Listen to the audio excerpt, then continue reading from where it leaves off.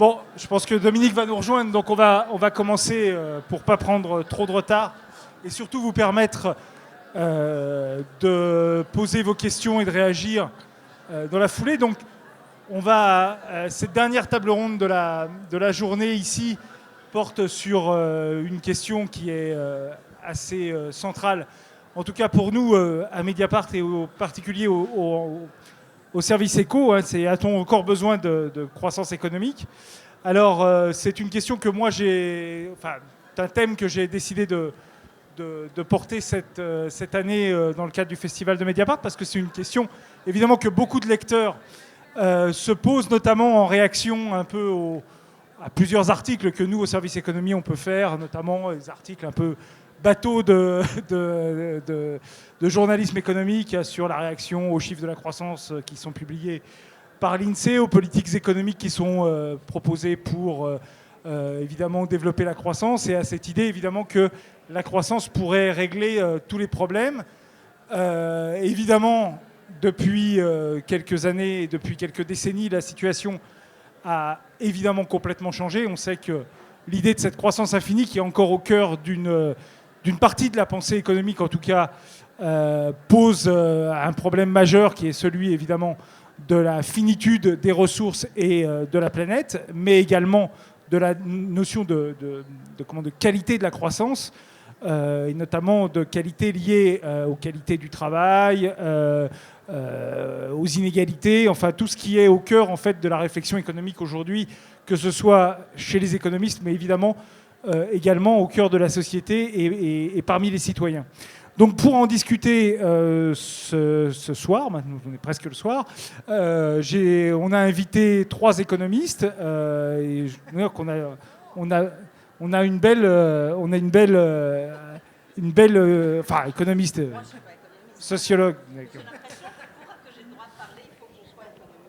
Alors non, pas du tout. Au contraire. Donc on a invité 3 spécialistes du sujet, dont 2 économistes. Et donc mais en tout cas, ce sont des vrais spécialistes du sujet.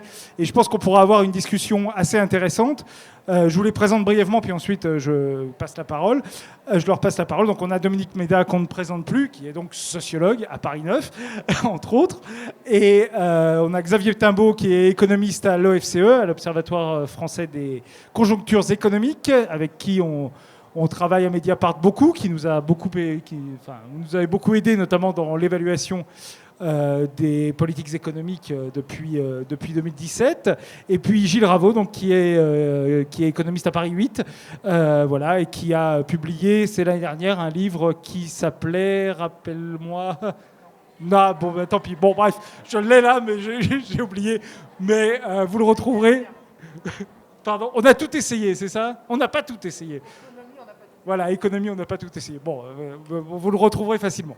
Bref, donc je vais leur passer la parole, et puis ensuite, on engagera une discussion avec vous, puisque vous êtes assez nombreux et je pense assez intéressés par le sujet. Donc voilà, donc je ne sais pas, on va peut-être commencer par Dominique. Allez. C'est quoi la question ? A-t-on encore besoin de croissance ? D'accord. A-t-on encore besoin de croissance économique ? Alors, j'ai envie de répondre. On a combien de temps ? 5 minutes pour lancer ? D'abord 5-10 minutes. Ouais, d'accord. Alors, j'ai envie de répondre à la fois oui et non. Oui, dans un premier moment. Si on reste dans la société, c'est Gorz qui disait ça. Gorz disait que dans le cadre actuel de la société capitaliste, obsédée par la consommation, ne pas poursuivre la croissance, ça serait catastrophique parce qu'il y aurait plus de chômage. Bref, ça serait une catastrophe. Donc, dans la configuration actuelle, c'est vrai qu'on entend qu'on a absolument besoin de croissance, que les taux qu'on a ne permettent pas de créer assez d'emplois. Et c'est un peu ce qu'on a raconté avec le collègue de Xavier Timbaud, Eric Heyer, avec qui on a écrit un bouquin qui s'appelle « Une autre voie est possible », en s'appuyant d'ailleurs beaucoup sur les travaux de l'OFCE. L'idée qu'il faudrait au moins aujourd'hui, si on veut sortir de la crise, grave crise, énorme crise sociale, très grave crise écologique, qu'il faudrait, sinon relancer la croissance, au moins relancer l'activité. Alors vous allez me dire, ah bah d'accord, c'est la croissance verte, etc. Pas nécessairement. Et je dirais, dans un premier temps, relancer l'activité avec un énorme plan d'investissement. Là encore, on a repris les chiffres et les travaux de l'OFCE. Hein. Ce qu'on disait, c'est la question que j'ai posée l'autre jour dans le grand débat au président de la République, c'est est-ce qu'il était prêt à consentir un grand investissement dans la transition écologique et sociale, c'est-à-dire sans oublier le social, d'à peu près 20 milliards par an pendant au moins 10 ans pour nous permettre de changer, de faire la transition, quoi, c'est-à-dire de passer à un autre état. Il m'a bien sûr répondu non. Hein, voilà. Donc, dans un premier moment, j'ai envie de dire, on a besoin de relancer l'activité pour passer dans un autre type de société, pour rebâtir complètement notre économie et pour gérer, c'est un vilain mot, mais gérer à la fois l'énorme menace écologique et la dimension sociale de la transition écologique. Mais dans un deuxième temps, évidemment, j'ai envie de vous dire qu'il faut absolument rompre avec la croissance. Et là, je renoue avec plutôt mes travaux anciens, mais comme je ne suis pas complètement schizophrène, j'essaye de tenir les deux à la fois. C'est-à-dire, moi, j'ai écrit il y a très longtemps pour critiquer la croissance, comme le faisaient d'ailleurs les économistes. Hein.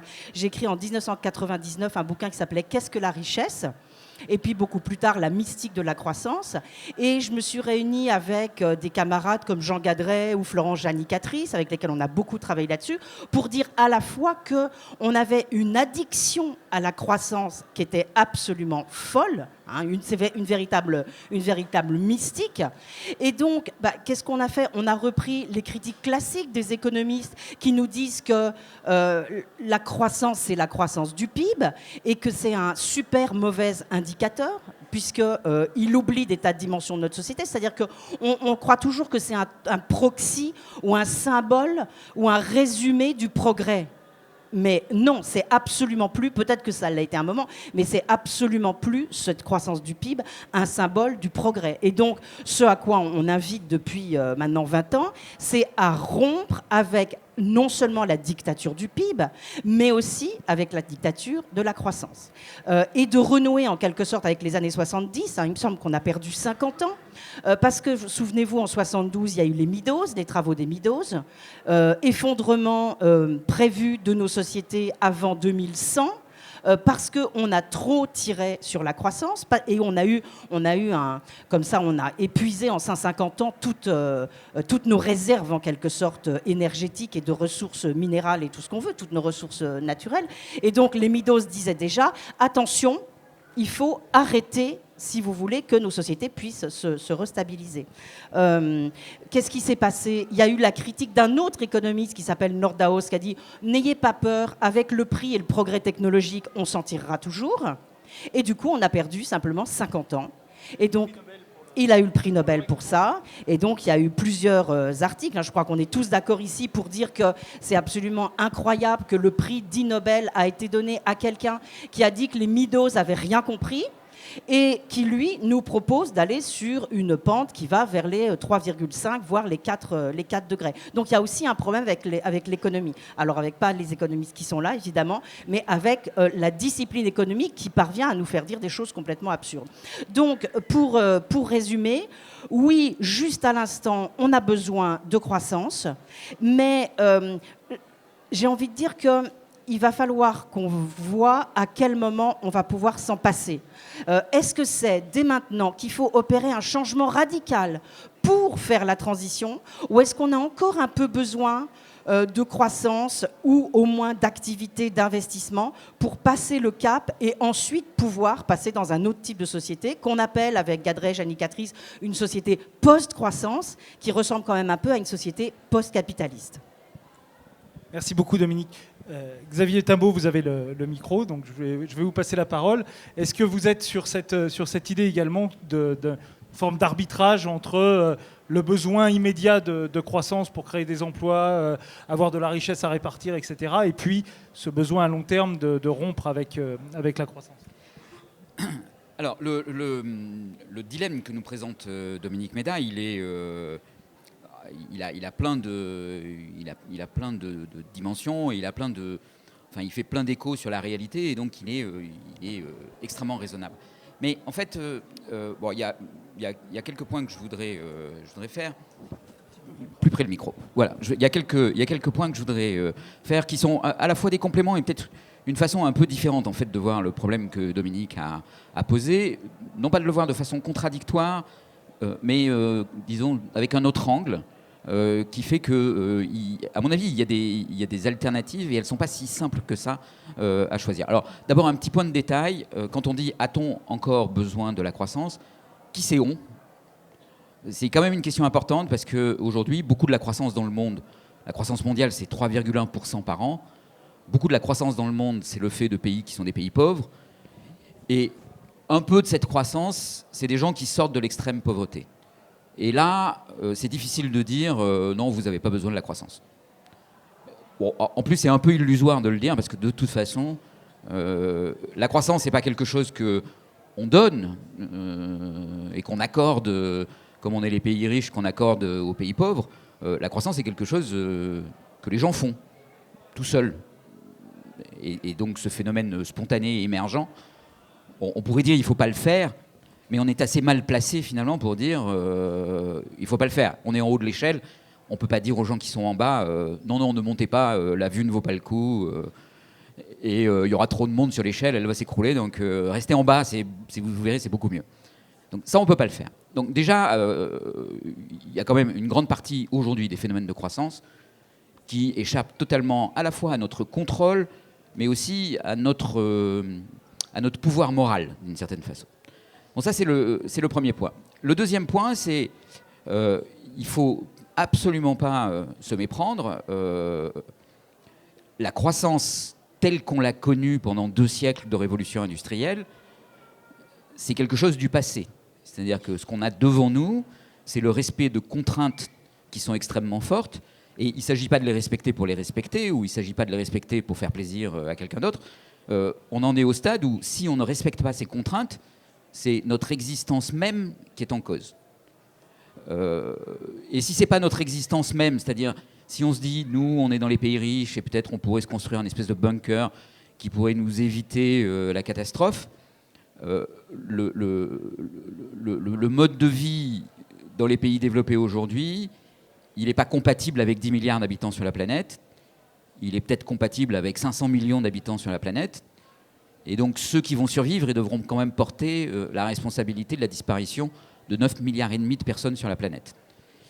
Et ça, bon, c'est difficile de dire oui, mais on a besoin de la croissance, donc ça, c'est pas grave. Voilà. Donc la contrainte est extraordinaire, elle est impérieuse, et ne pas arriver à la tenir signifie des choses qui dépassent l'entendement, en fait. Donc du coup, ça, presque on pourrait dire, en fait, la croissance, on s'en fiche, quoi. Enfin, je veux dire, si en respectant ces croissances, en respectant ces contraintes, on arrivait à faire de la croissance, ok, mais du moment qu'on respecte ces contraintes. Voilà. Après, tout le reste n'est que détail. Alors, par contre, il y a une question extrêmement importante derrière ça, qui est de savoir... Bon, il y a dans nos sociétés modernes, dans la question du développement, tout un tas de problèmes, les inégalités, le chômage, le respect de ces contraintes ou pas. Donc la question est de savoir, est-ce qu'on peut construire une économie fondée sur le libéralisme et le capitalisme ?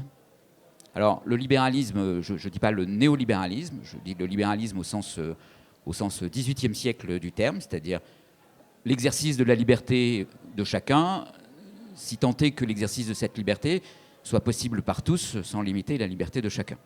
Donc, tant qu'on arrive à combiner notre liberté avec la liberté des autres et que chacun a ce même principe de liberté, voilà, on peut. Est-ce qu'on peut sauvegarder ça ? Et est-ce qu'on peut continuer d'utiliser une économie capitaliste, c'est-à-dire une économie capable de gérer, sur la base des initiatives individuelles, des problèmes très complexes. Alors, le capitalisme n'est pas le capitalisme sauvage nécessairement, ça peut l'être, hein, je veux dire, il faudrait être fou pour dire le capitalisme est une forme de civilisation. C'est au mieux un élément de la civilisation, mais ça ne peut pas être une forme de civilisation. Mais est-ce qu'on peut imaginer un capitalisme civilisé pour le XXIe siècle, c'est-à-dire à la fois capable de respecter les contraintes qu'on a énoncées, et de produire suffisamment de justice et de liberté pour tous. C'est-à-dire, est-ce qu'on est capable de reproduire ce qui a peut-être été une illusion, mais qui a quand même été un certain progrès dans la période d'après la Deuxième Guerre mondiale, c'est-à-dire la construction des États sociaux, qui ont, d'une certaine façon, apporté plus de justice sociale. On n'est pas arrivé au paradis de la justice sociale, mais il y avait quand même beaucoup plus de justice sociale à ce moment-là, sur la base d'un certain nombre d'institutions, de régulation, de politique économique, tout un tas de choses qui sont quand même extrêmement compliquées à mettre en place et à maintenir.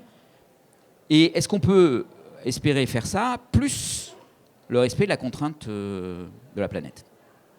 Alors, c'est une question difficile, parce que la charge de la preuve, il y a un pari pascalien, c'est-à-dire que si on décide de faire comme ça, il va falloir y croire et accepter peut-être d'échouer. Et surtout de répondre à la question, est-ce qu'il n'y a pas une alternative? C'est-à-dire l'alternative, est-ce que c'est pas... Alors, je ne sais pas exactement ce que Dominique appelle une société post-capitaliste, mais peut-être qu'une société post-capitaliste, c'est ça. C'est-à-dire une société qui est bâtie sur des principes complètement différents et qui arrive basée sur la sobriété, basée sur des formes de coopération qui ne passent pas par le marché, dans lequel l'individualisme s'exprime autrement. Est-ce que cette société existe et est-ce qu'elle est à même de résoudre le problème que la première n'aurait pas résolu? Et ça, c'est un deuxième pari pascalien, parce qu'en fait, est-ce que cette société existe? Ça a déjà produit quelques accidents de l'histoire pour arriver à la mettre en place. Donc il ne s'agit pas de dire que toutes les tentatives ont échoué, il s'agit de dire qu'il y a quelques tentatives qui ont violemment échoué. Donc il faut garder ça en mémoire, c'est pas si simple. Est-ce que ce monde-là, post-capitaliste, basé sur la sobriété, peut respecter d'une certaine façon une forme d'individualisme bien compris, en laissant quand même un peu de liberté aux individus, ou est-ce que c'est un système dirigiste? Il y a des gens qui se posent la question, il y a des gens qui disent l'avenir du monde c'est le capitalisme chinois parce qu'il est autoritaire et il est dirigiste, et que comme on explique aux gens ce qui est bien pour eux, on peut arriver à faire tout ce qu'on veut, et que c'est un certain nombre de gens qui pensent que en fait c'est la seule solution. Donc en fait le problème c'est pas tellement le capitalisme, le problème c'est la liberté. Et après tout, le capitalisme sans la liberté peut très bien arriver à résoudre le problème qu'on se pose. Bon, est-ce qu'on peut arriver à faire ça sans sacrifier la liberté? Est-ce qu'on peut arriver à des formes de coordination par la sobriété? Est-ce que la sobriété en elle-même, vous avez sans doute lu le livre de Roy Lewis, Pourquoi j'ai mangé mon père? Est-ce que Back to the Trees, ça permet de faire vivre 10 milliards d'habitants sur la planète? Est-ce qu'on peut faire vivre 10 milliards d'habitants sur la planète avec un mode de vie qui est plus proche de celui du Moyen-Âge que celui de nos sociétés?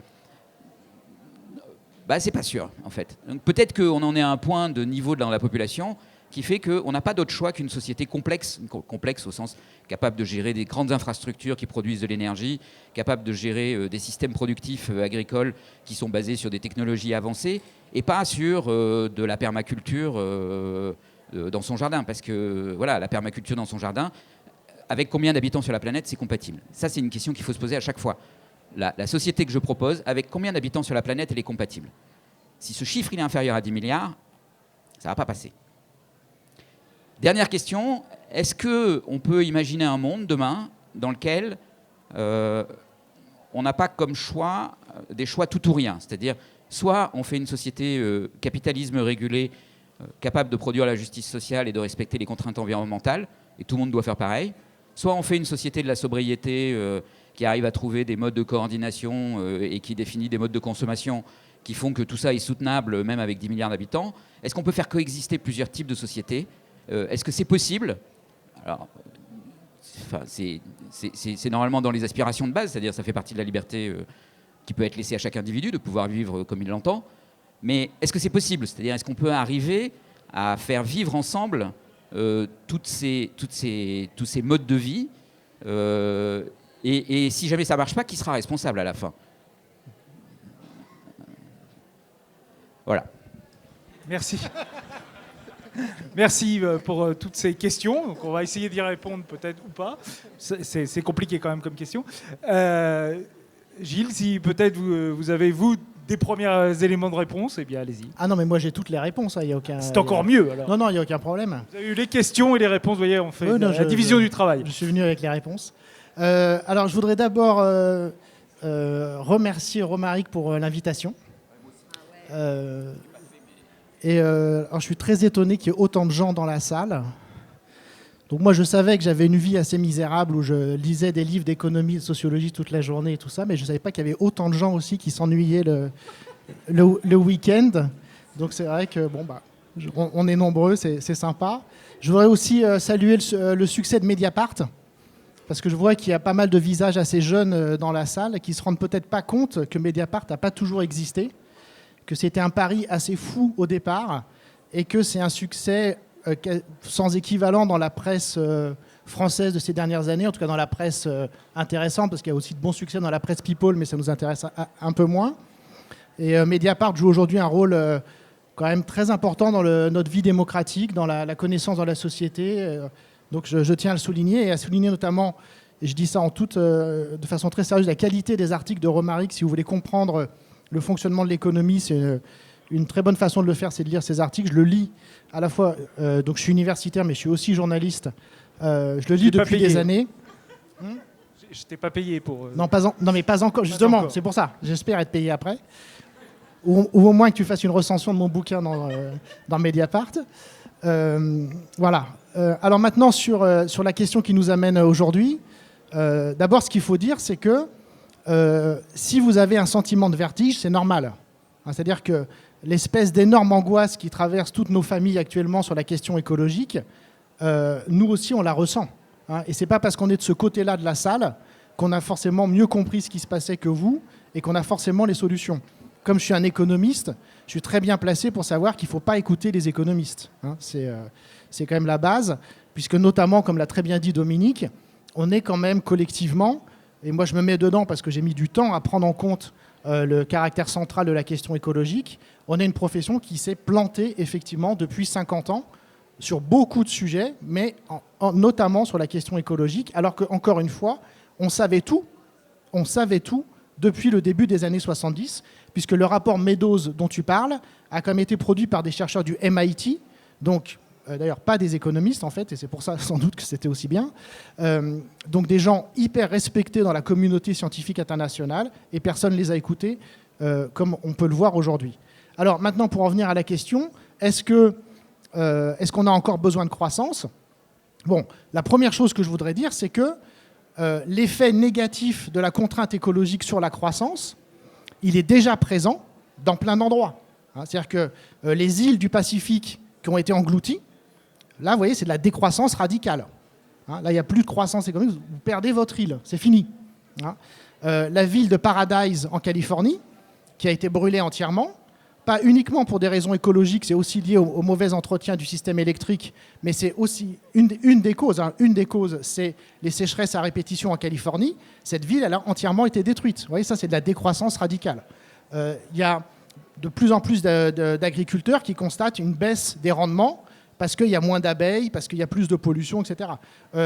Les systèmes sociaux souffrent de plus en plus de la dégradation de l'environnement. La pollution de l'air génère une quantité faramineuse de maladies respiratoires partout dans le monde. Ça coûte extrêmement cher aux systèmes sociaux. Donc ça pèse aussi sur l'activité économique. On pourrait multiplier les exemples. La deuxième chose que je voudrais dire, c'est que ce qui est complètement terrifiant, c'est que d'après les gens qui sont vraiment spécialistes de la question, on est déjà dans le rouge. On est déjà dans le rouge. C'est le fameux jour du dépassement qui intervient en gros au mois d'août. Au mois d'août chaque année, on a consommé toutes les ressources de la planète. Or, comme l'a très très bien expliqué Xavier, on n'est qu'au début du problème, puisqu'on est 7 milliards actuellement, ou 7 milliards et demi, et on va bientôt être 10 milliards d'ici 2050, et en plus, ces personnes-là, en moyenne, seront plus riches. Donc, on a beaucoup plus de gens qui vont être beaucoup plus riches, alors que notre système économique actuel est déjà insoutenable. Donc là, quand on a dit ça, normalement, on a envie d'aller faire autre chose que de réfléchir, parce qu'on ne voit vraiment pas comment on peut s'en sortir. Et donc, j'ai vraiment pas les solutions. Plus j'y pense, plus je me dis qu'effectivement, notre système économique n'est pas en mesure de répondre. Alors, ce qui est compliqué, comme tu as très bien dit aussi, c'est que sans doute que notre système démocratique non plus. Alors, c'est là que ça devient carrément coton. Mais notre système économique n'est de toute évidence pas en mesure de répondre à la difficulté, puisque la conscience écologique est maintenant complètement connaissance commune depuis des années. Et malgré tout, comme vous le savez sans doute, on accroît les pollutions. Les émissions de CO2 en France, elles augmentent chaque année, alors qu'on a signé l'accord de Paris, etc. Et si on regarde les entreprises, elles n'arrêtent pas d'inventer des trucs complètement débiles, inutiles, qui consomment énormément d'énergie. Alors, il y en a peut-être dans la salle, vous m'excuserez, mais moi, chaque fois que je dois passer dans Paris une personne sur une trottinette électrique, j'ai envie de lui exploser la tronche, parce que c'est quand même hallucinant. C'est-à-dire qu'on sait qu'il faut réduire la consommation d'énergie et on l'augmente. Alors, bon, j'ai 45 ans, donc je ne suis pas du 19e siècle, mais mon père, quand il allait au collège, il faisait 10 bornes à vélo. Et en fait, c'est ça notre problème, c'est qu'on a tous pris des habitudes qui sont complètement délirantes. Et notamment, alors il y en a une dont effectivement, j'arrive pas à me passer plus que vous, c'est le téléphone portable, qui est une source, comme vous le savez, de consommation d'énergie considérable. Internet, c'est une catastrophe écologique majeure. Ça nécessite plein de minerais, etc. Enfin bon, c'est un cauchemar, cette affaire-là. Sauf qu'évidemment, le téléphone portable, c'est notre nouveau doudou. C'est notre doudou. Je vous conseille d'ailleurs, il y a un excellent documentaire sur Arte qui s'appelle Tous hyper connectés, cerveau en danger. Je vous conseille ce truc-là. Tous connectés, hyper connectés, cerveau en danger, un truc de ce truc-là. Et ils interrogent des chercheurs. C'est vraiment très très sérieux. C'est un truc d'Arte, ils interrogent des chercheurs. Et notamment, ils expliquent qu'il y a le circuit de la récompense. Pourquoi est-ce qu'on vérifie nos mails toutes les 30 secondes ou pourquoi est-ce qu'on regarde notre téléphone pour voir si on a reçu un texto? C'est parce que ça active le circuit de la récompense. Là, il se passe un truc, on est gratifié parce que quelqu'un nous a écrit. D'accord? Et donc ça nous rend complètement addicts. On est tous addicts. Bref. Donc pour vous dire là où j'en suis de mes réflexions, c'est, je pense qu'une des difficultés majeures de la transition écologique, c'est que nous sommes tous des enfants. Nous sommes tous des enfants. On adore consommer. C'est hyper bon de consommer. Effectivement, tu l'as très bien dit, l'augmentation du niveau de vie, c'est génial. Personne n'a envie de revenir dans les années 50. Personne n'a envie vraiment de se débarrasser de son téléphone. Enfin, il y en a, mais je veux dire, majoritairement, les gens n'ont pas envie de se débarrasser de leur télé, de leur téléphone, de leur voiture, de l'électricité. C'est pas vrai. Donc la consommation, effectivement, c'est hyper agréable. Prendre l'avion, c'est génial. Bon. Donc, il faut qu'il y ait une autorité. Alors là, voilà, je ne sais pas comment la faire émerger, c'est ça le truc. Il faut qu'il y ait une autorité qui émerge. Donc, il y en a peut-être qui ont des enfants dans la salle. Vous savez qu'un enfant, une des premières choses qu'on doit lui apprendre, c'est les limites. C'est les limites. C'est-à-dire que les enfants à qui les parents n'ont pas posé de limites quand ils étaient petits sont malheureux toute leur vie parce qu'ils sont frustrés en permanence. Et ça génère plein de problèmes psychologiques. Donc la première chose qu'on apprend quand on élève un enfant, c'est de lui dire non et de lui montrer qu'il y a des choses qu'il ne faut pas faire. Et ce que la contrainte écologique nous impose à tous collectivement, et effectivement, elle nous l'impose, ça, si vous voulez, c'est physique, c'est-à-dire que ce n'est pas une question d'être pour ou contre, c'est comme ça, c'est qu'il faut qu'on réintègre dans notre discours politique et dans notre imaginaire la notion de limite. Et alors là, ce que c'est très compliqué, c'est qu'il faut qu'on arrive à désirer ces limites. C'est-à-dire, pour parler concrètement, il faut qu'on arrive à voter pour des gens qui aient le courage de nous dire il va falloir mettre des limites et qu'on le souhaite. Donc je prends des exemples concrets. Là, j'ai vu, il y a en discussion, j'ai vu passer ça sur Twitter ce matin, je ne sais pas si c'est, mais je n'ai pas pu vérifier l'information. Il y a le Parlement néerlandais qui a décidé d'interdire les vols en avion entre Bruxelles et Amsterdam. Mais je ne sais pas, en tout cas c'est en discussion, mais je ne suis pas sûr que ça a été adopté, mais vous voyez l'idée. Bon, de toute évidence, en Europe, il y a des milliers de vols en avion au sein du continent européen qu'il faut interdire. C'est évident. Autre sujet qui pour moi est beaucoup plus délicat, je pense qu'il faudrait instaurer des quotas sur la consommation de viande. On ne peut pas être sérieux 2 secondes sur la transition écologique en continuant à manger autant de viande. Alors moi, personnellement, j'ai besoin de manger de la viande à peu près 8 fois par jour, donc ça me pose un vrai problème. Mais si quelqu'un ne me l'impose pas, je ne vais pas le faire de moi-même, ce n'est pas vrai. Et donc, je pense que la grande difficulté aujourd'hui démocratique, c'est qu'il faut qu'on arrive à désirer ces limites qui, je pense, sont nécessaires d'une part à la transition écologique et d'autre part, en fait, qui nous permettent de retrouver une autre forme de liberté qui serait la liberté de vivre dans un monde dont on pourrait recommencer à penser qu'il soit soutenable, alors qu'aujourd'hui, on est tous terrorisés par cette espèce de fin du monde qui pèse dans les esprits. Merci beaucoup, Gilles. Donc, vous l'avez vu, on a largement dépassé la question purement économique liées à la croissance, et c'est normal, puisqu'en fait, c'est une question qui dépasse largement le cadre économique. Je crois que Dominique voulait apporter quelques précisions, c'est normal, elle a été la première à parler, elle a écouté les deux autres intervenants, donc elle veut venir, elle veut également apporter des précisions. Et ensuite, je vous passerai la parole à vous pour avoir vos questions. Vous avez vu, on a déjà beaucoup de questions qui ont été posées, parce qu'on a en fait apporté plus de questions que de réponses, ce qui est normal aussi. Et on prendra vos questions pour tenter en tout cas d'en discuter. Merci beaucoup. Non, je ne voulais pas apporter de précision, mais abonder dans le sens de mes camarades sur quelques points. Quand Xavier dit c'est difficile la sobriété, c'est vrai. Moi, je ne sais pas si vous avez vu le dernier épisode de IMAT. Je n'ai pas vu les autres, mais j'ai vu le dernier. Donc ça se passe en 1840, je crois, en Allemagne. Et alors, on n'a pas du tout envie de se retrouver dans cette situation où tout le monde est au champ, c'est super difficile. Les femmes travaillent comme des bêtes, à la fois au champ et à l'intérieur.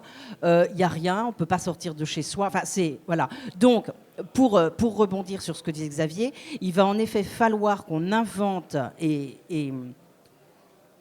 et Gilles aussi, il va falloir qu'on invente quand même un modèle de société où on ne retourne pas complètement au Moyen-Âge. C'est souvent ce qu'on nous reproche. Hein. Nous autres, quand on critique la croissance, on dit « Ah d'accord, vous voulez retourner aux chandelles, au Moyen-Âge, etc. » Donc, je suis convaincue qu'on peut faire un tri quand même dans les innovations et dans les progrès. C'est-à-dire qu'on peut garder certainement la manière de lutter contre les maladies. Enfin, un certain nombre de bienfaits qui nous ont été apportés au cours de ce qu'on a appelé l'âge d'or ou les 30 glorieuses, tout ce qu'on veut. Et donc, on aurait dû le faire, ce tri. C'est-à-dire, on a l'impression que ce qui s'est passé depuis un peu plus de 2 siècles, c'est qu'on s'est vautré dans la croissance, en effet, qu'on a adopté aucune limite, on y a été en surconsommant tout ce qu'on pouvait et en gaspillant tout ce qu'on pouvait. Et au point qu'en effet, aujourd'hui, on a pas mal d'auteurs qui écrivent, je pense à l'équipe autour de Bonneuil, une autre histoire des 30 Glorieuses. Hein. On nous dit, il y a eu les 30 Glorieuses, c'était génial, et ces gens-là nous montrent le recto de la chose. C'est-à-dire que l'autre face de la médaille des 30 Glorieuses, c'est justement des émissions de gaz à effet de serre qui explosent, un saccage à la fois de la cohésion sociale et des ressources naturelles. Donc voilà, on n'a pas su être rigoureux en gérant notre développement d'une certaine manière. Maintenant, il va falloir qu'on le soit, avec beaucoup plus de difficultés, puisqu'on est confronté en effet à des limites très, très, très fortes. Moi, je suis convaincue qu'on peut le faire, mais c'est vrai qu'il va falloir qu'on le fasse en conservant la démocratie, ce qui n'est pas du tout évident. Hein. Tu l'as dit aussi, Xavier, il y a l'idée qui traîne maintenant d'une dictature verte et qui reprend les idées d'un philosophe qui s'appelle Hans Jonas, qui avait écrit Le principe responsabilité, et qui lui disait qu'il nous faudrait en fait un dictateur bienveillant qui pourrait nous emmener gentiment comme ça vers là où on doit aller.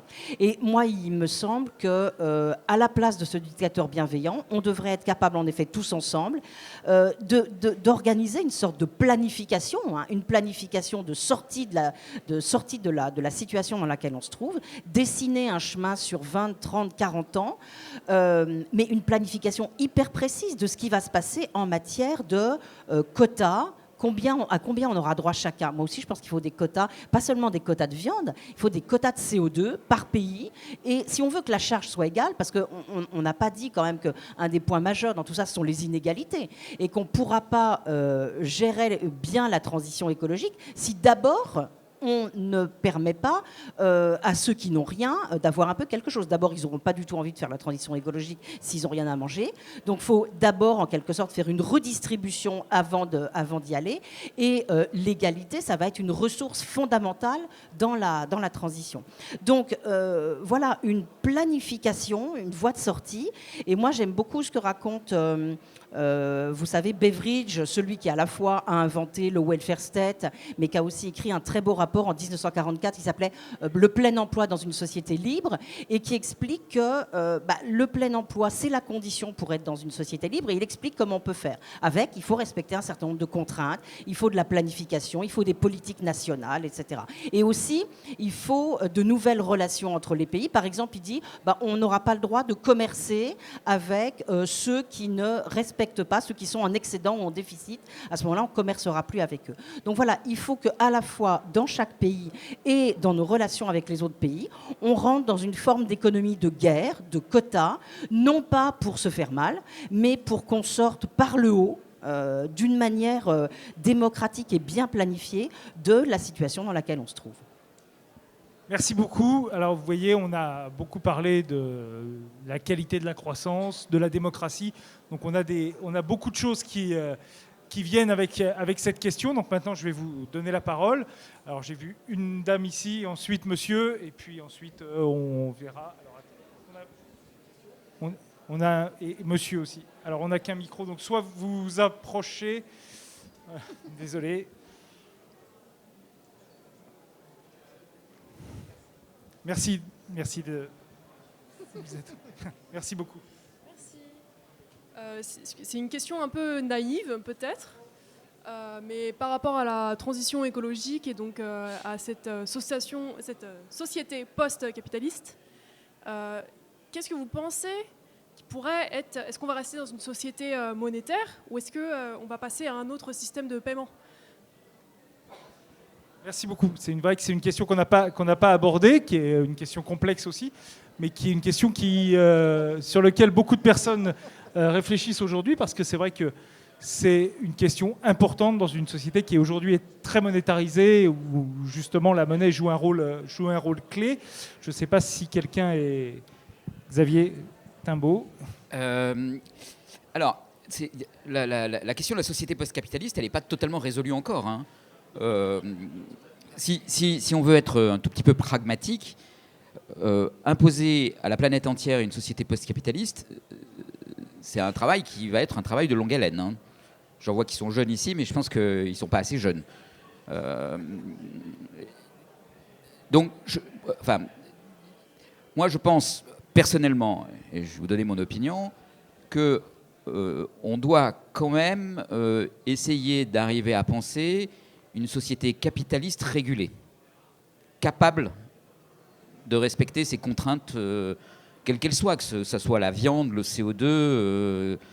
Bon, et vous étiez choqué par le prix Nobel de Nordos, mais le problème, c'est que le prix Nobel de Nordos, en fait, il est un peu autour de cette idée. Après, on peut discuter de tout un tas de choses à propos de Nordos, mais en fait, voilà, c'est un peu... l'idée de Nordos, c'est de dire... en fait, si ce système capitaliste régulé, il existe, et le mode de régulation de ce système capitaliste, il passe par mettre des prix aux externalités, donc mettre un prix au CO2. Bon, ok, ça peut vous paraître pas convaincant, mais c'est quand même un outil. Voilà, donc avant de le jeter et de dire on n'est pas d'accord, il faut vraiment être sûr de son diagnostic. Surtout que voilà, ne pas être d'accord, ça veut dire passer à la société post-capitaliste à l'échelle mondiale, ce qui quand même va imposer pas mal de choses, un dictateur bienveillant, ok. Bon, alors dans ce cadre-là, et donc pour répondre à votre question, est-ce que la monnaie est le problème principal et est-ce que pour parachever cette société post-capitaliste, il faut commencer par détruire l'édifice de la monnaie aujourd'hui et essayer d'inventer des monnaies différentes? Alors c'est quoi des monnaies différentes? Ça peut être des monnaies dans lesquelles il n'y a pas de dette, par exemple. Ça peut être des monnaies dans lesquelles il n'y a pas de banque, dans lesquelles il n'y a pas de... dans lequel il n'y a pas de spéculation financière, par exemple, on pourrait se dire. Là, encore une fois, c'est mon opinion. Je ne suis pas sûr que ce soit le bon point de départ pour démonter la société, ou pour monter la société post-capitaliste, de commencer par ça. Voilà, mais c'est mon opinion, donc après, vous pouvez en avoir d'autres. Merci. Peut-être monsieur... Hyper libéral, en fait. Hein. Ouais, hyper libéral. Vous pouvez réagir. Oui, je voulais rebondir sur ce que disait Gilles Ravaud à propos de l'économie numérique, hein, qui est effectivement très énergivore. Alors comme j'avais des chiffres en tête, mais j'en étais pas certain, j'ai consulté mon doudou et je suis tombé sur un papier du journal du CNRS, donc qui paraît fiable. L'économie numérique, c'est 10% de la consommation mondiale d'électricité. Les data centers, les réseaux, tous les mails, les trottinettes électriques aussi, qui envahissent nos trottoirs. Et comment peut-on résoudre la contradiction suivante? D'un côté, on vend la transition écologique, et de l'autre, on vend aussi la transition numérique. Donc comment est-ce qu'on fonctionne en parallèle, en perpendiculaire sur ce sujet?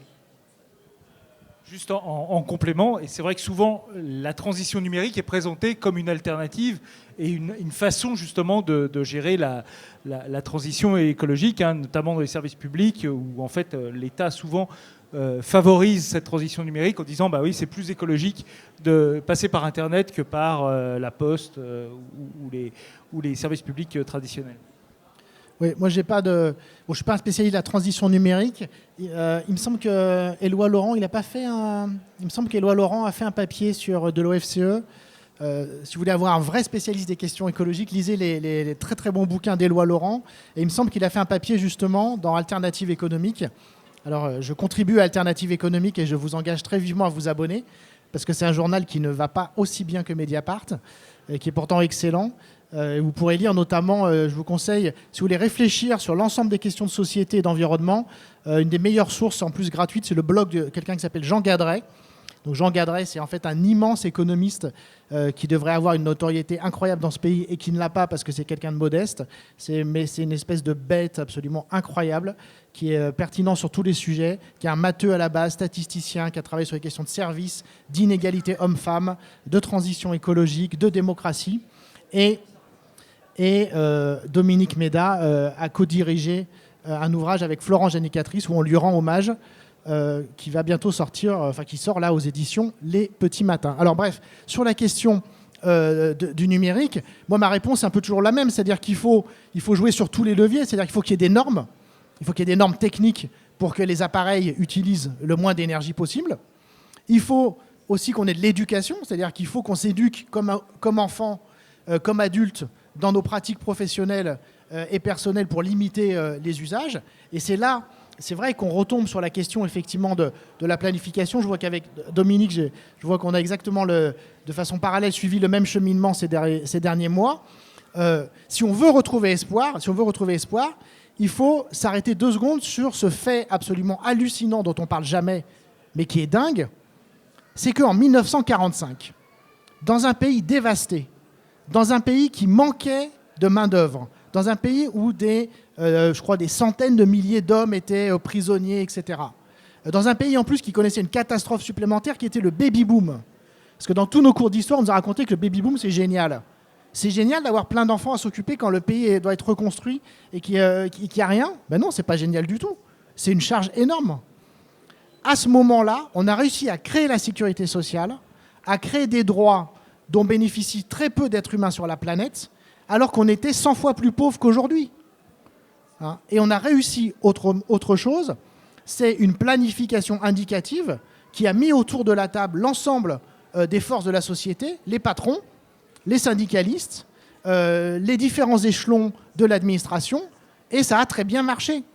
Alors évidemment, ça a fait des choses qu'on peut critiquer aujourd'hui, comme le nucléaire, mais en tout cas, on a réussi à électrifier le pays, ce qui n'était pas fait à l'époque.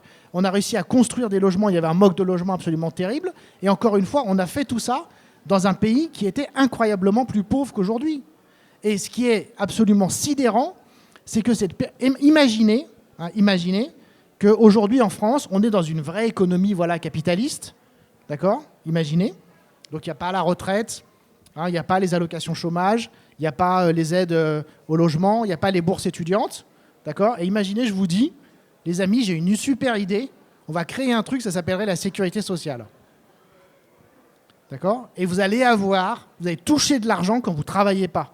Vous allez toucher de l'argent quand vous êtes malade. Vous allez toucher de l'argent quand vous êtes enceinte.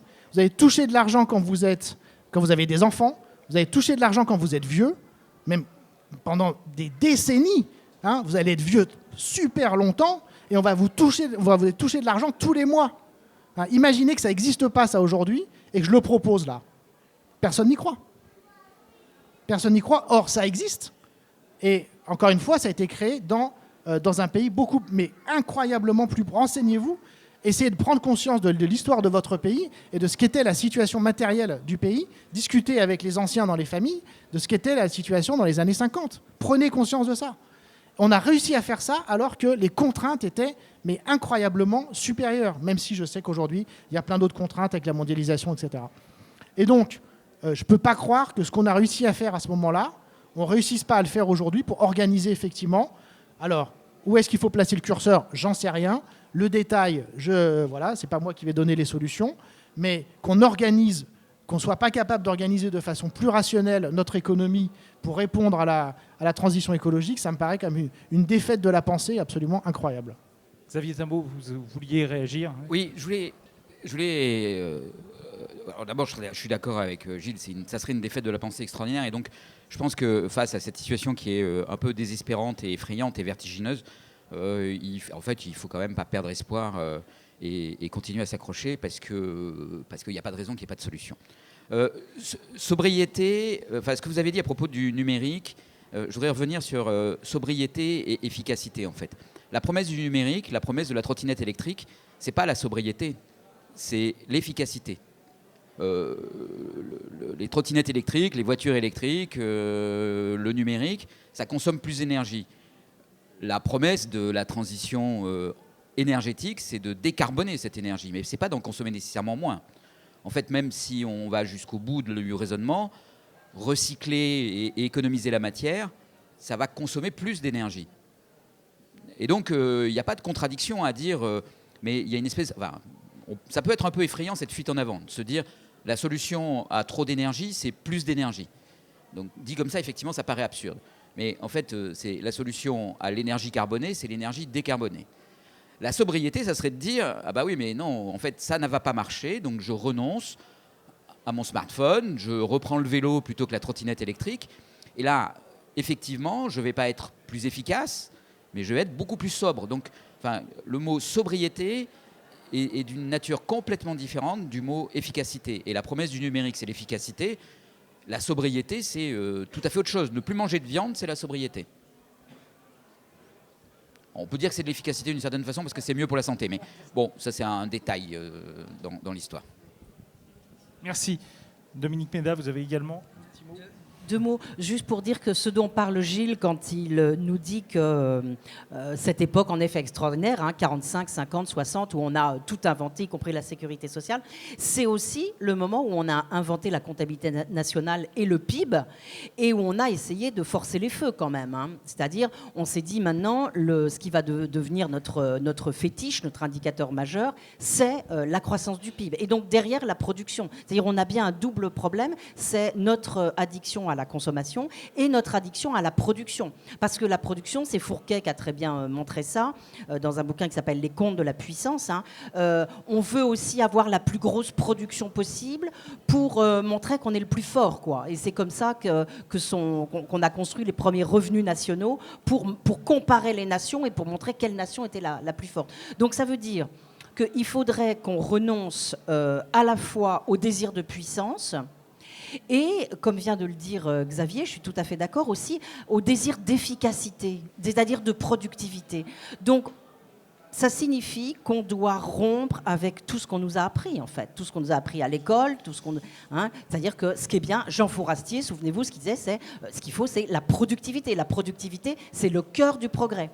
Donc, il faut peut-être, je ne sais pas, qu'on rompe avec ce qu'on nous a appris, la productivité, l'efficacité, supprimer l'agriculture et les agriculteurs, c'est bien, tout automatiser, c'est bien. Voilà, peut-être qu'il faut qu'on fasse un vaste, alors non pas retour en arrière, mais une sorte d'Aufhebung, la troisième partie dialectique.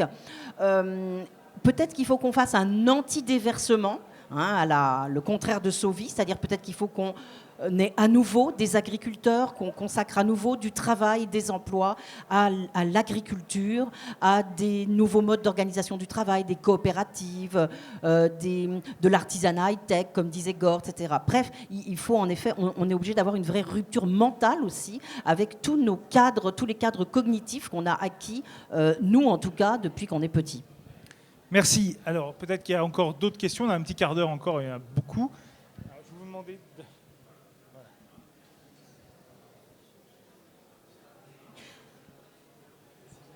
Merci bien. Déjà, je voulais vous remercier pour votre présentation, c'était super intéressant. Alors, moi, j'ai juste une question finalement assez simple et pragmatique pour rebondir sur tout ce que vous venez de dire sur le fait d'inventer des nouveaux cadres, de nouveaux modes de vie, aussi de nouvelles consommations. Quand on a ce genre de conversation un peu en famille entre le fromage et le dessert, toujours la question qui vient, la première objection, c'est ouais, mais c'est quoi l'alternative ? Et moi, ma question simple, en fait, elle s'adresse plutôt aux deux économistes. C'est est-ce qu'aujourd'hui, dans la recherche en économie, est-ce qu'il y a vraiment une recherche, juste je vous pose honnêtement la question, j'en ai aucune idée, sur des modes de pensée radicalement alternatifs, complètement différents du fonctionnement actuel. Parce que tout à l'heure, je vous ai entendu dire que on pourrait penser à des monnaies où il n'y a pas de dette ou ce genre de trucs, mais j'ai l'impression que c'était votre point de vue personnel et j'ai l'impression que c'était des suppositions. Mais du coup, moi, ma question, c'est est-ce qu'il existe une recherche potentiellement universitaire sur ce genre d'idées, en fait ? Est-ce que vraiment il y a des initiatives, potentiellement même de recherche européenne là-dessus ? Alors, Merci. C'est une très belle question que vous posez. Il y a quand même une confusion qu'il faut lever tout de suite. Enfin, je vais donner mon point de vue. Peut-être mes camarades ne seront pas d'accord, mais le capitalisme, il n'a pas été inventé par des économistes. Le communisme, il n'a pas été inventé par des économistes. Les économistes, ils n'inventent pas la société. Les économistes, ils sont comme les biologistes pour le moment. Alors, peut-être un jour, les biologistes, ils inventeront la vie, mais pour le moment, les biologistes, ils prennent ce qu'ils ont sous le nez, ils essayent de comprendre. Et les économistes, ils font ça. Enfin, ils essayent. Donc, au mieux, ce que les économistes peuvent faire, c'est pas chercher des formes alternatives de fonctionnement de la société, mais c'est regarder les formes alternatives qui émergent et qui sont le fait d'initiatives de gens qui essayent d'inventer ces formes pour tout un tas de raisons, qui peuvent être des bonnes ou des mauvaises raisons, peu importe, et d'essayer de voir sur est-ce que ça fonctionne, est-ce que c'est généralisable, est-ce qu'il y a des... Voilà, et très modestement, c'est ce que peuvent faire les économistes. Mais ceux qui font les sociétés, c'est les individus, les entrepreneurs sociaux, ceux qui inventent ces utopies et qui essayent de les faire fonctionner. Et ceux qui les font aussi fonctionner, c'est les politiques, voilà. Mais vraiment, les économistes, très modestement, au mieux, ils peuvent comprendre. Et je pense que beaucoup sont très loin même de cet état-là.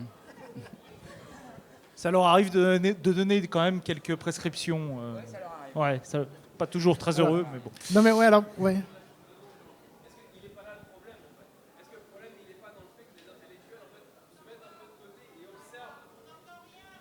Non, mais alors je vais vous répondre. Je vais répéter tout haut votre question. La question, c'est effectivement, est-ce que le problème, c'est pas que Mediapart ne rémunère pas ses intervenants surtout le week-end. Non, la question, c'est est-ce que c'est pas un problème justement que les intellectuels, les privilégiés de l'OFCE, est-ce que un des problèmes qu'on a, c'est pas justement que les intellectuels ne proposent pas, ne s'engagent pas et se contentent d'observer, d'analyser, comme l'a très bien dit Xavier. C'est effectivement ce que font l'immense majorité des économistes. Alors, pour répondre à votre question, il y a un courant qui s'appelle l'économie écologique, qui est structuré depuis des années, qui est en fait très fort plus dans les pays anglo-saxons qu'en France. Il est plus récent en France. Et alors, pour juste vous faire comprendre, les économistes écologiques font quelque chose qui est évident, mais qui est une révolution mentale complète pour l'ensemble de la profession.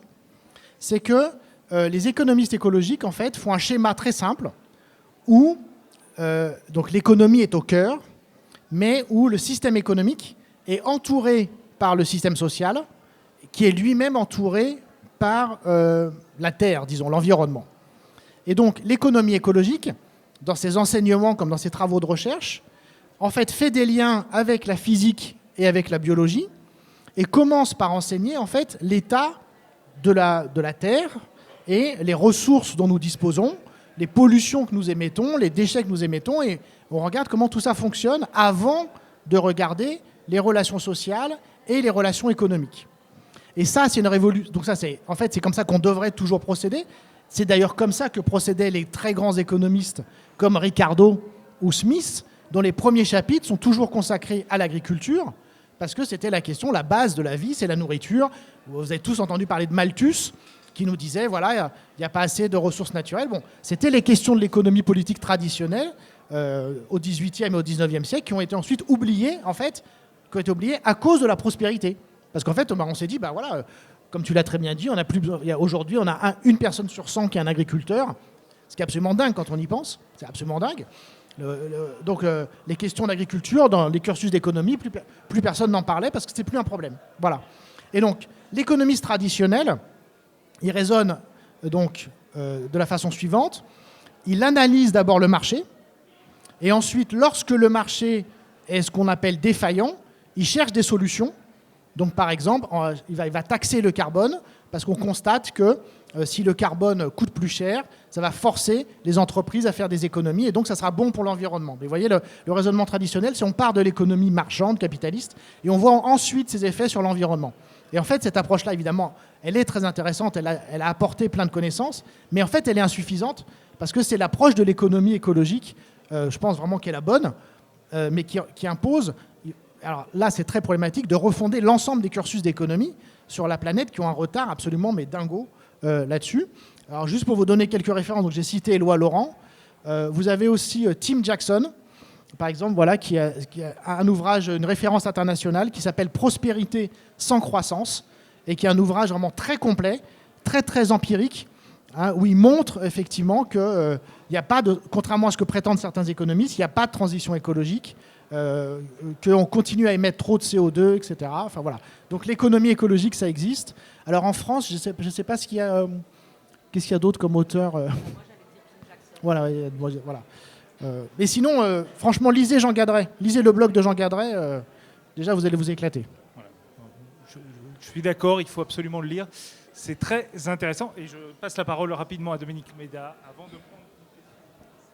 Non, je voulais également en effet parler de Tim Jackson, et puisque je ne suis pas économiste, me permettre de l'extérieur comme ça, de dire qu'en effet on a l'impression quand même qu'il y a un problème avec l'économie, mais d'une manière plus générale avec les disciplines, avec on a un cloisonnement disciplinaire absolument abominable qu'il faut très très vite surmonter. Alors Tim Jackson, il essaye de le faire. Il y a quand même les vrais économistes entre guillemets se moquent de lui, hein. C'est-à-dire disent que ça marche pas du tout son truc. Il essaye de faire des modélisations. Ce que je trouve intéressant, c'est qu'il dit qu'il faut une nouvelle macroéconomie matérialiste, c'est-à-dire qu'on mette ensemble des économistes, mais aussi en effet des biologistes, des climatologues, etc., pour voir comment fonctionne l'ensemble du système. Alors c'est à la fois hyper difficile parce qu'on sait bien que la pluridisciplinarité c'est difficile. Il faut à la fois des gens qui connaissent très bien leur discipline, mais qui soient capables d'en sortir et d'adopter d'autres points de vue. Mais voilà, c'est très, très, très, très urgent. Il faut une nouvelle forme de science qui soit complètement décloisonnée de ce qu'on a aujourd'hui avec nos disciplines qui sont devenues incapables de saisir les enjeux globaux. Merci. Alors, on va prendre une dernière question. Parce que ah bah oui, mais si vous levez tous la main, quand il n'y en a qu'une, ouais, là, le monde est fini et le temps est limité. Alors, qu'est-ce que je fais? Non. Voilà, c'est la Mediapart. Voilà. Ceux qui ont des questions, vous pouvez venir après, on peut rester un peu. Hein. Oui, ce que je voudrais vous demander, c'est, on parle, tout ce que j'ai entendu, c'est les problèmes de l'écologie commencent déjà au niveau de l'individu, comment gérer, etc.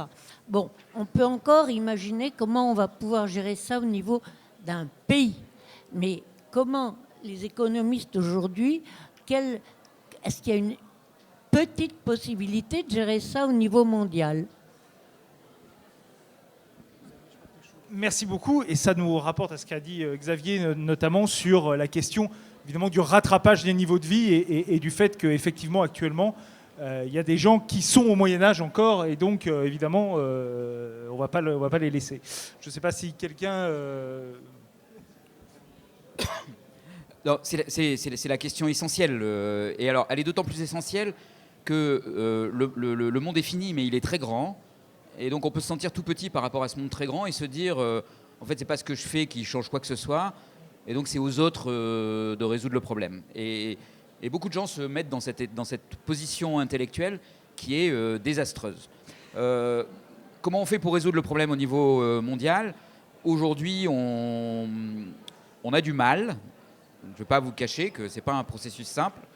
Et ça passe par le processus, c'est les Nations Unies, et le processus qui a été initié, c'est les COP. Vous avez sans doute entendu parler de la COP 21. La COP 21, c'était une étape extrêmement importante dans ce processus. La COP 21, l'idée c'était de dire on ne peut pas forcer les pays à respecter les quotas qui sont nécessaires, les limites qui sont nécessaires sur la planète. Donc ce qu'on va faire, c'est qu'on va laisser tous les pays dire comment ils voient la chose. On va additionner toutes ces visions, on va dire ça suffit pas, et on va faire un deuxième tour pour dire aux pays vous êtes sûr que vous voyez la chose comme ça? Et on va refaire un tour pour dire vous êtes vraiment sûr que ça suffit? Alors ça peut vous paraître un processus voué à l'échec, qui manque un petit peu de poigne et donc qui du coup va pas être réaliste, mais précisément c'est un processus qui, parce qu'il n'a pas de poigne, a peut-être une chance d'aboutir. Et comment il va aboutir? Il va aboutir parce que dans ce processus-là, chaque pays il dit sa vision et il dit déjà ça je m'engage à le faire. Et 5 ans après, on va lui dire mais en fait t'as pas tout à fait fait ce que tu devais faire. Et tu vois, en plus c'est la catastrophe. Il y a de plus en plus de dommages liés au changement climatique sur la planète. Il y a de plus en plus de gens qui souffrent. Il y a des dommages qui se chiffrent en milliards de dollars. Et il y a des gens qui meurent, il y a des gens qui sont déplacés. Et toi, tu n'as pas tenu tes promesses qui déjà étaient insuffisantes. Mais ça veut dire que, en fait, tu es responsable en partie pour ce qui s'est passé. Et dans ce monde dans lequel on va rentrer petit à petit, qui va être un monde de plus en plus terrible, le fait d'avoir préétabli des engagements, même s'ils étaient insuffisants, va être quand même aussi un formidable moyen de faire ce que les anglo-saxons appellent du blame and shame, ou du name and shame, de pouvoir désigner qui sont les responsables. Alors, vous voyez, ça peut vous paraître effrayant que Trump sorte de la COP 21, mais c'est évidemment une décision à très court terme qui aura des conséquences sur l'opinion publique mondiale et sur l'opinion publique américaine, parce que quand la planète va dérailler encore plus qu'elle ne déraille aujourd'hui, on ne pourra pas s'empêcher de penser que c'était en partie à cause de la sortie des Américains du processus de la COP 21. Et donc qu'ils ont une part de responsabilité qui doit se traduire par plus d'efforts maintenant ou des compensations pour les autres pays. On va entrer dans un monde qui va être terriblement conflictuel à cause de ça. Et comme il va être terriblement conflictuel, il va être très important de garder notre sang-froid parce qu'il ne faut pas que ce conflit se termine d'une façon horriblement violente. Mais par contre, il va falloir accepter ce conflit et faire monter la pression. Les opinions publiques font monter la pression. Vendredi 15 mars, la jeunesse de la planète manifestait. C'est extrêmement important. Toutes ces choses-là sont extrêmement importantes. Et le problème, il se résoudra que comme ça, que en disant on ne veut pas de la non-solution, on ne veut pas de la catastrophe, on ne veut pas de la violence liée à la non-résolution de ce conflit. Et tout pays, région, ville, toute personne qui ne comprend pas ça, on ne doit pas, comme disait Gilles, lui foutre sur la gueule. Mais on doit véritablement le pointer et le nommer et dire c'est de ta faute et maintenant il faut que tu prennes ta part de cet effort. Chacun doit prendre sa part et si chacun prend sa part, on peut arriver à une solution. Merci beaucoup. Donc on va s'arrêter là. Je pense qu'on a fait le tour. Merci beaucoup. Je voudrais remercier mes 3 intervenants, mon intervenante et mes 2 intervenants pour leur participation et la qualité de leurs réponses. Voilà, et j'espère que ça vous donne de la matière à réfléchir. Voilà, n'oubliez pas de vous abonner à Mediapart si ce n'est pas déjà fait. Et nous avons une petite fête à partir de 19h30. Voilà, merci à tous.